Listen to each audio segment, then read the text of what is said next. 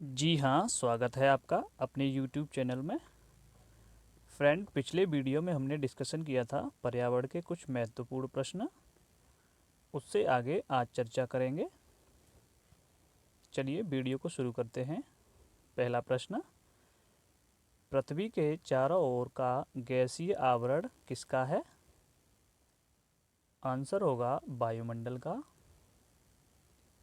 अगला प्रश्न, वायुमंडलीय दाब को किस यंत्र से मापा जाता है?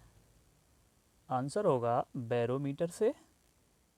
अगला प्रश्न, वायुमंडलीय दाब का एसआई मात्रक क्या है? आंसर होगा बार। अगला प्रश्न, वायुमंडल में ऑक्सीजन की मात्रा कितनी है? आंसर होगा 21%। अगला प्रश्न, भारत की जलवायु किस प्रकार की है? आंसर होगा उष्णकटिबंधीय मानसूनी। अगला प्रश्न, वातावरण और जीवमंडल के बीच का संबंध क्या कहलाता है? आंसर होगा पारिस्थितिकी। अगला प्रश्न, वायुमंडल की सबसे निचली परत कौन सी है? उत्तर होगा क्षोभ मंडल। अगला प्रश्न, वायुमंडल की सबसे ऊपरी परत कौन सी है? उत्तर होगा बहिर्मंडल। अगला प्रश्न, क्षोभ मंडल की मोटाई में वृद्धि कौन सी ऋतु में होती है? आंसर होगा ग्रीष्म ऋतु में। अगला प्रश्न, क्षोभ मंडल में प्रति 165 मीटर तथा 1 किलोमीटर की ऊंचाई पर कितना ताप घटता है? आंसर होगा 10 सेंटीग्रेड तथा 6.4 डिग्री सेंटीग्रेड। अगला प्रश्न, मौसमी घटनाएं किस मंडल में होती हैं? आंसर होगा क्षोभ मंडल में। अगला प्रश्न, उल्का से संबंधित घटनाएं कौन से मंडल में होती हैं? उत्तर होगा मध्य मंडल में। अगला प्रश्न, वायुयान कौन से मंडल में उड़ते हैं? आंसर होगा समताप मंडल में। अगला प्रश्न, रेडियो तथा संचार किस मंडल से संबंधित हैं? उत्तर होगा आयन मंडल से। अगला प्रश्न, ग्रीन हाउस गैस कौन कौन सी हैं? उत्तर होगा CO2, CF, CH4, NO2।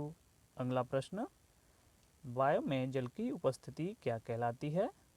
Answer होगा आर्द्रता कहलाती है।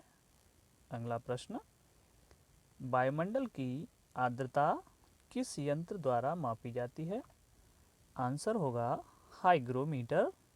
अगला प्रश्न, भूमंडल के कितने प्रतिशत भूभाग पर जल है?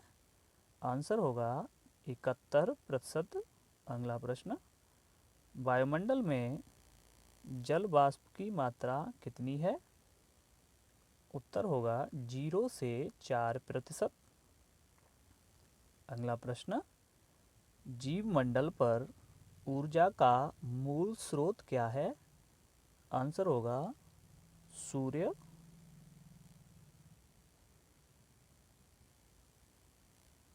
अगला प्रश्न, अधिकतर संवहनी वर्षा कहाँ पर होती है? उत्तर होगा विषुवतीय क्षेत्रों में।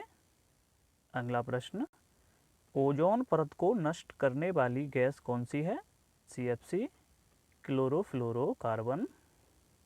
अगला प्रश्न, पछुआ हवाओं के कारण कौन सी वर्षा होती है? उत्तर होगा चक्रवाती वर्षा। अगला प्रश्न, पछुआ हवा क्या कहलाती हैं? आंसर होगा गरजता चालीसा। अगला प्रश्न, फेरल का संबंध किस दिशा से है? उत्तर होगा पवनों की दिशा से है। अगला प्रश्न, महासागरों की औसत गहराई कितनी होती है? 4000 मीटर।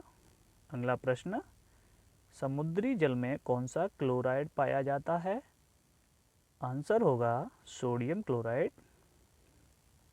और आज का अंतिम प्रश्न, सर्वाधिक लवणता किस झील में पाई जाती है? आंसर होगा बान झील में। Thank you for watching.